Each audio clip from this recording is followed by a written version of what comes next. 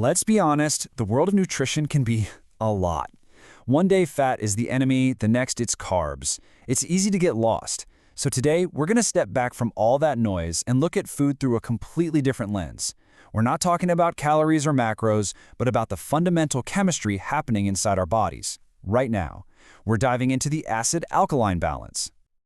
I mean, seriously, what's the real villain? We've all been there, right? You read one book that says fat is terrible, then another that says it's essential, then sugar becomes public enemy number one, then it's all about good carbs versus bad carbs. The goalposts just keep moving and it's exhausting. But what if we're asking the wrong question? What if it's not about finding a single bad guy to blame for everything? The source material we're looking at today suggests a totally different approach. It says the real key isn't elimination, it's balance. Okay, so to really get this, we first need to appreciate the incredible, high-stakes balancing act our body is performing every single second of the day. It all boils down to something you probably remember from high school chemistry, the pH scale. It's just a simple way to measure if something is acidic, like lemon juice, or alkaline, like baking soda, with pure water being perfectly neutral right in the middle, at 7. Now here's where it gets absolutely mind-blowing. When it comes to our blood, our body is unbelievably precise. The pH of our blood has to stay in this razor-thin, non-negotiable window. On the low, slightly more acidic end, you've got 7.35. And on the high end, 7.4. That's it. That is the entire safe range. If it dips below that, you risk falling into a coma. If it goes above, you risk, well, also a coma. There is basically zero room for error. So how on earth does your body maintain this perfect balance? Well, it has two incredible, tireless guardians working around the clock. First, your lungs. Every single time you exhale, you're breathing out acidic carbon dioxide. And then you've got your kidneys, which are like the ultimate filtration system, constantly testing your blood and pulling out any excess acid or alkali. They are on the job 24/7. But here's the absolute kicker, the main point from our source. While your blood pH is protected like Fort Knox, there's another battle going on. A battle that's way more flexible, and it's happening right inside your cells. And this right here, this is the aha moment. Don't worry about changing your blood's pH. You can't, and you wouldn't want to. Your body has that on lockdown.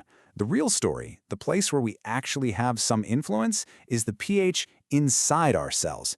This is the battlefield where our diet and lifestyle choices actually make a difference. So, what's the ideal target for ourselves? According to the source, it's right around 6.5. Now you might be thinking, wait, that's slightly acidic, and you'd be right. And there's a really important reason for that. It's all about getting the speed just right. Your cells are like these tiny little factories, running millions of chemical reactions to create energy. If the environment gets too alkaline, everything grinds to a halt. The reactions just slow way down. But if it gets too acidic, they go haywire, speeding up uncontrollably. That sweet spot, right around 6.5, helps everything run smoothly and efficiently. So what happens if our choices constantly push our system towards being too acidic? Well, the body will do anything to protect that sacred blood pH. And if it has to, it will resort to drastic measures, like pulling alkaline minerals, like calcium, straight from your bones. And the source suggests this emergency measure comes at a high price over time, potentially leading to things like arthritis, bone spurs, and even kidney and gallstones. Okay, so this brings us to the most practical part of all this. How do the foods we eat actually play into this whole internal balancing act? So the theory goes like this, and it's a little counterintuitive. It's not about a food's pH before you eat it. It's about what's left over, the mineral ash, after your body has digested and metabolized it. Think about it. Foods that are rich in minerals like calcium and magnesium leave behind an alkaline ash, which helps balance things out. But foods high in minerals like phosphorus and sulfur, they leave behind an acid ash. And this is where things get really interesting. Take a look at the alkaline-forming side. You see things you'd expect, like dark leafy greens and most veggies. But then you see lemons. They taste acidic, right? But after digestion, they leave that beneficial alkaline ash. They're joined by almonds, quinoa, and lentils. Now, on the acid-forming side, you've got some usual suspects: sugar, alcohol, meat, aged cheese, but also things like hybridized wheat and caffeine. The idea isn't to eliminate one side, but to get the balance right. So what's the magic ratio? Well, the goal, according to this source, isn't to be 100% alkaline. The body needs some acid-forming foods too.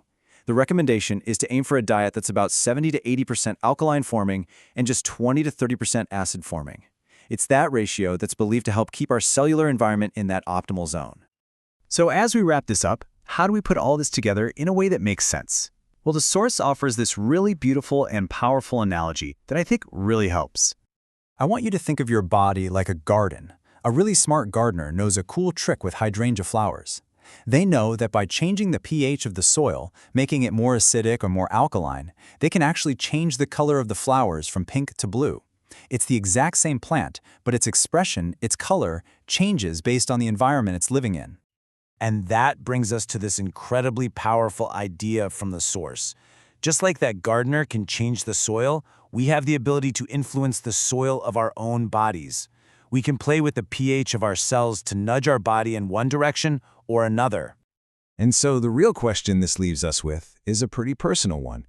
When you look at your own inner garden, what will you choose to cultivate? Health or something else? The choice, it seems, is ours to make.